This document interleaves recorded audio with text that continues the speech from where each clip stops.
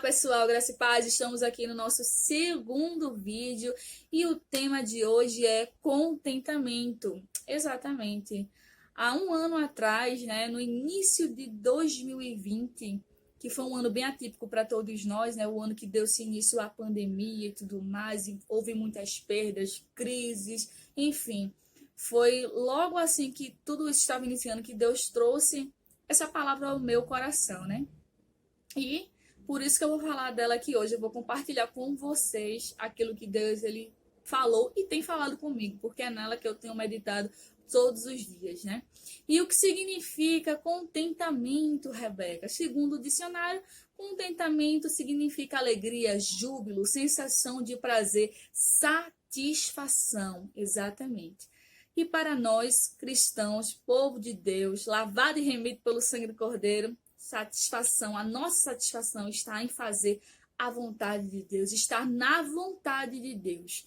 E eu separei alguns versículos para a gente meditar juntos hoje e entender um pouco do contentamento na nossa vida, O contentamento, ele nos ajuda a manter o controle sobre o nosso espírito. Ele não permite que as paixões desgovernadas, elas tomem conta das nossas emoções e a gente fique realmente tendo atitudes desenfreadas, impensadas, com coisas que vão gerar perturbações na nossa vida.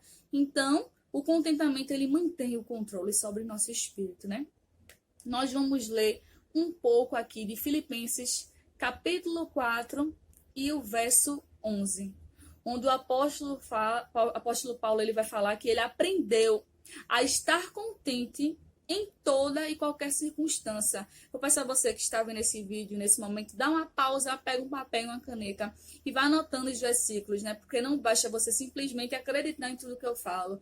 Você, ao terminar esse vídeo, você pode ir e pesquisar por você mesmo na sua Bíblia o que a palavra do Senhor, ela nos revela sobre isso, O que é estar contente em toda e qualquer situação?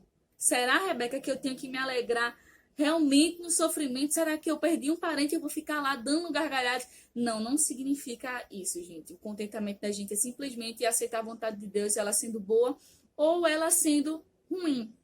Eu vou ler aqui também agora, depois de Filipenses capítulo 4, do 11 ao 13, você vai ler agora comigo 2 Coríntios, capítulo 11, do verso 24 em diante, que diz assim, 5 vezes recebi dos judeus uma quarentena de açoite menos um. Fui 3 vezes fustigado com varas, 1 vez apedrejado em naufrágio, 3 vezes, uma noite e um dia passei na voragem do mar. Em jornadas muitas vezes em perigos de rios, em perigos de salteadores, em perigos entre patrícios, em perigos entre gentios, em perigos na cidade, em perigos no deserto, em perigos no mar, em perigos entre falsos irmãos, em trabalhos e fadigas e em vigílias, muitas vezes em fome e sede, em jejuns, muitas vezes em frio e nudez. Além das coisas exteriores, há o que pesa sobre mim diariamente, a preocupação com todas as igrejas. Ou seja, o apóstolo, além dele ter passado por essas sucessões de dificuldades, de provações, ele ainda teve que lidar com as preocupações externas. Então, igreja, daqui a gente pode tirar que a gente tanto tem as provações das coisas que acontecem no nosso dia a dia, como as provações que vão acontecer também externamente, sabe? Então, assim, veja quanta luta, quanta coisa. Acho que dava para fazer aqui uma redação com tudo que o apóstolo citou aqui das provações dele, Então, assim, como é que estava o contentamento desse homem com tanta aprovação, com tanta dificuldade, com tanta luta? O contentamento dele estava simplesmente no Senhor, porque ele sabia que ser descontente não ia adiantar nada, porque o descontentamento é um solo fértil para os desejos ilícitos do nosso coração, Então, assim, o descontentamento ele só iria piorar toda aquela situação, ele iria deixar ele mais angustiado. Então, o descontentamento ele não nos ajuda em nada, mas o contentamento ele nos ajuda a passar as dificuldades, as provações, as perdas. Ele nos ajuda a não perder a nossa paz, a não perder o nosso sono, porque é normal a gente se entristecer. É normal a gente chorar. É normal a gente perder o sono, porque nós somos humanos.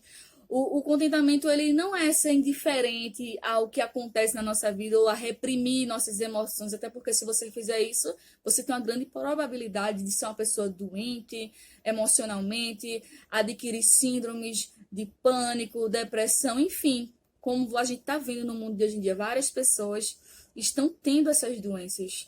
Então, não faz bem a gente reprimir os nossos sentimentos. Eu quero que você entenda que o contentamento, ele não é isso. Mas o nosso contentamento em Deus, a gente começa a desenvolver e a crescer nele quando a gente administra as dificuldades, sabe? Na base do contentamento. E é isso que o apóstolo Paulo ele fez. Mesmo em dificuldade, mesmo em luta, mesmo em meio a tanta perseguição que esse homem passou, ele ainda estava preocupado com a igreja, o que, é que estava acontecendo, se o reino estava crescendo, com os falsos profetas. Ele estava preocupado com a vida de outras pessoas. Então, assim, são N motivos, gente. Eu não sei quais são as tuas preocupações, quais são os teus dilemas. Eu sei que cada um de nós carregamos a nossa cruz, os nossos dilemas, mas saiba que sem Cristo não há contentamento. Mas através de Cristo, por Ele e com Ele, nós podemos realizar essa tarefa. O contentamento é um fruto do Espírito Santo, não é algo de nós mesmos. Nós não podemos, sabe? Mas com a graça dele, do Santo Espírito, buscando, a gente adquire. A nossa tendência natural é o pecado, é a murmurar, é a reclamar. Mas a partir de hoje, começa a experimentar, mudar a tua visão sobre as coisas e a pedir a Deus, Senhor, me concede contentamento, me concede esse fruto do Espírito, porque mesmo em minha luta, mesmo em minha dificuldade, mesmo em meio às situações adversas, eu quero continuar me alegrando em Ti, me alegrando em estar cumprindo o meu propósito. Aí eu te garanto que as coisas vão até passar a ser difíceis. As dificuldades vão continuar existindo. Você vai sentir dor, vai chorar, mas você vai ter aquela paz que excede todo entendimento dentro de você. Você vai encontrar um propósito até no sofrimento. Você vai começar a olhar para as circunstâncias com um outro olhar. Vai ser tudo diferente, tá bom? E essa é a palavra de hoje, que Deus possa ter falado ao teu coração, assim como Ele também falou no meu. E é isso, até o próximo vídeo. Fiquem todos na paz do Senhor. Um cheiro e até logo.